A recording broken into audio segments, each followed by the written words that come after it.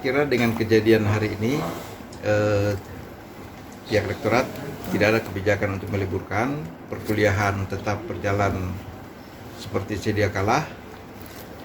Persoalan kalau ada kerusakan itu akan dilakukan langkah-langkah proses hukum dan juga akan diikuti dengan tindakan-tindakan administrasi.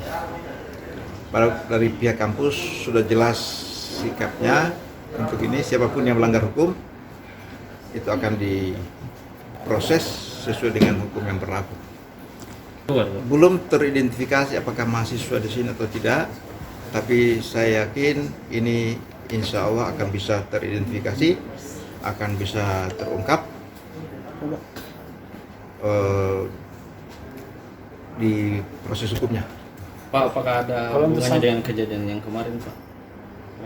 Iya, ya mungkin saja ada hubungannya, tapi ini kejadian yang terpisah.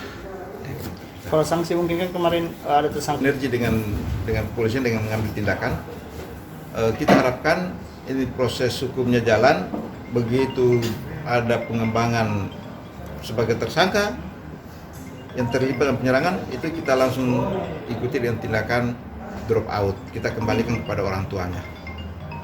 Begitu juga yang terlibat, siapapun dia akan ada proses administrasi bagi itu. Kalau saya lihat tadi ada kaca-kaca di fakultas ya, kerusakan, dan saya yakin ini akan diproses.